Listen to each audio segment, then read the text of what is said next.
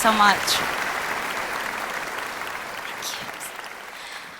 Hi, everybody. I want to start off by asking you guys a few questions. There's no right or wrong answers to these questions, but I just want you to really sit with how it makes you feel.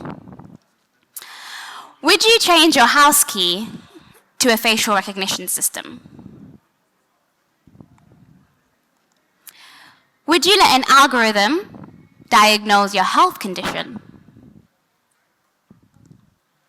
Would you trust an AI system to choose who's the next target? Whatever your answer was, know that someone has already said yes, and these systems have been implemented. For Reese, a 28-year-old living in Australia, he was the next target for debt collectors. The Australian government decided it wanted to use an AI system to crack down on benefit fraud.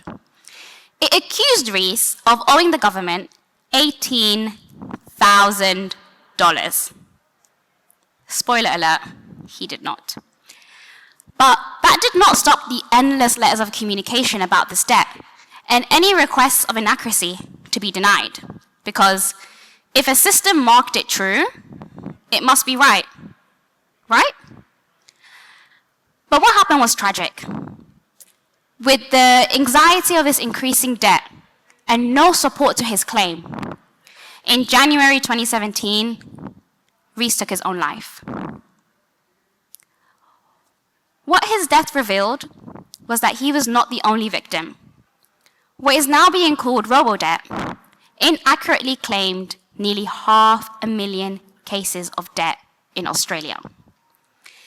It actually collected $751 million from people who never owed them debt, just because a system said they did. His mother, Jennifer, was the person who spearheaded this investigation. From her drive and effort to find out exactly what happened to her son, she also found out how these systems fail us. Why am I telling you this story? This is one of the many different types of stories we showcase and develop into creative outputs at Identity 2.0. So I'm the co-founder of Identity 2.0, to introduce myself, and we are a creative studio exploring better digital futures. We explore inclusive stories about technology, and we develop them into accessible spaces, making art, games, zines, and workshops, to really make these conversations more digestible. We've been able to showcase our work internationally, from Mozilla to the UN, across Europe, all the way to Costa Rica, exploring topics such as surveillance capitalism, digital dehumanization, digital identities, tech utopia, and archiving online. Throughout my time at Identity 2.0, which has been running for 6 years now, I often come across stories and developments in technology that showcase the harm of them. And I want to share some of these stories with you guys today and show you how we develop the work, because I think art and creativity has a huge power to impact.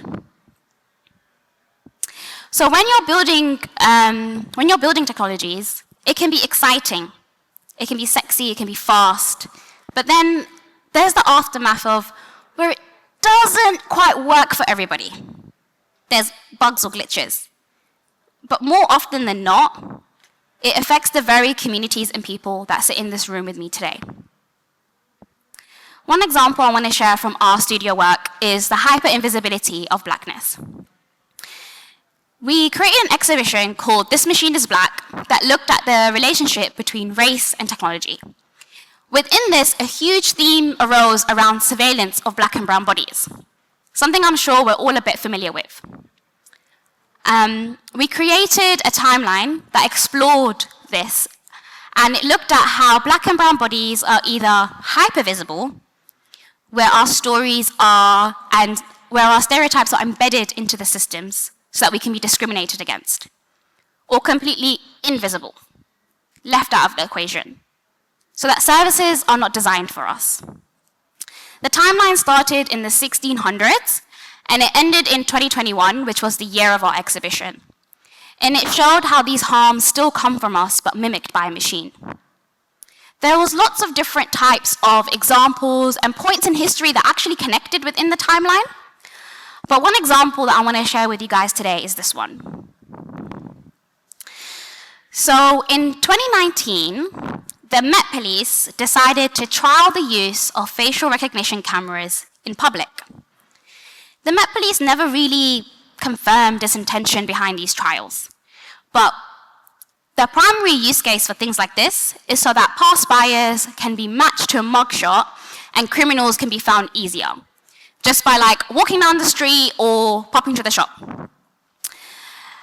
Before this was even trialed, we found loads of research, and there was existing research about how facial recognition systems can't adequately identify black or brown faces. But the Met Police put on this trial at Notting Hill Carnival. This was one of the many locations, another being Westville Stratford Shopping Centre. The University of Essex wanted to test the machine the Met Police was using and the system. It found that it could only accurately identify black or brown faces 19% of the time, which means the other 81%, the system was wrong, incorrectly identifying faces, or not being able to process the data at all.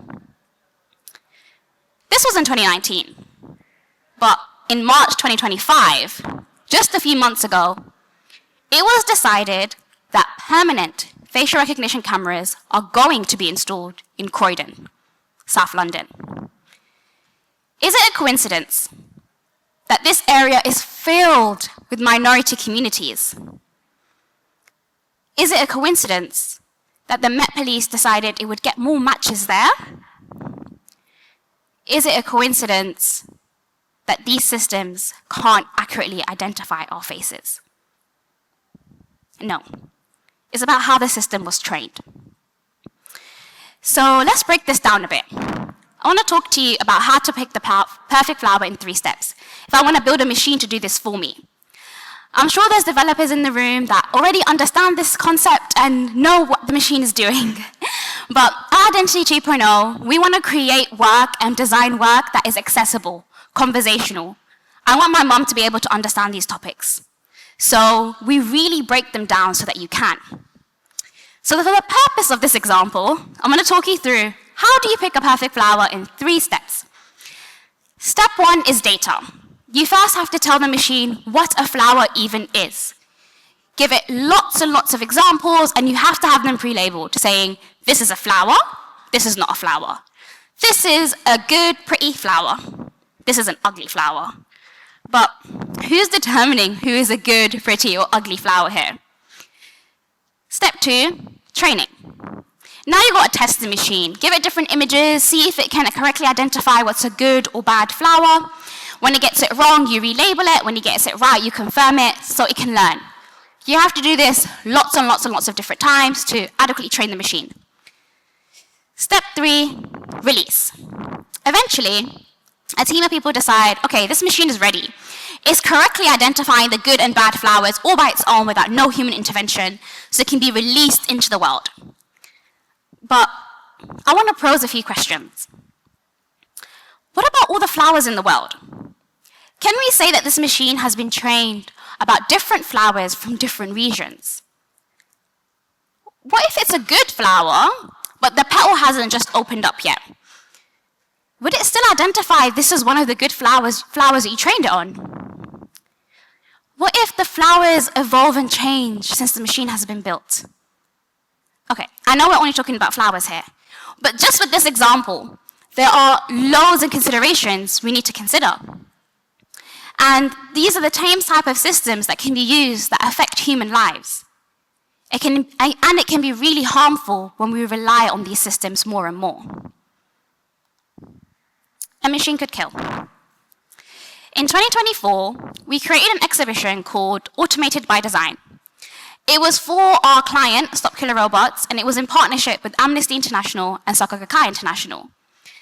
The exhibition explored digital dehumanization on a spectrum, but it ended at autonomous weapon systems. So autonomous weapon systems are machines that are trained to identify a target to kill. There's also semi-versions of this too, where a machine identifies a target and then reports this back to a human, and then the human remotely approves, so it can be released to kill. All very scary dystopian stuff. All things being built and used by militaries today. In the exhibition, we explored different ways about automated weapons, and we wanted to really showcase that they're not built in a vacuum. The everyday technologies that we use are the same technologies that create this harm.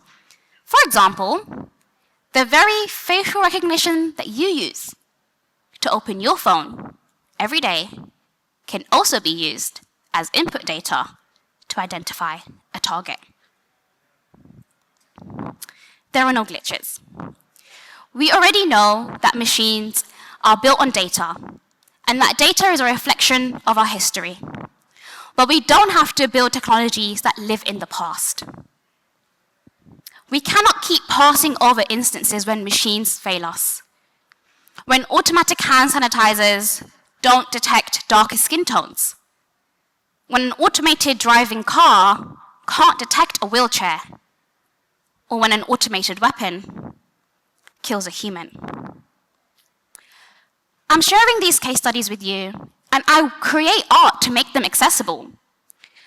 Not because I want to scare you, and definitely not because I don't like innovation in tech, but because I want us to take a moment before we build and use these technologies, and really think about how can we build more ethical ones? And for the ones that already exist, let's break them. Let's rebuild them. Let's create something new. Let's share our code, share our ideas, and let's imagine new futures. I'm in a unique position to be filled in a room of techies, people who have the skills to do the very things that I just mentioned. And we all have the power to do so. Thank you.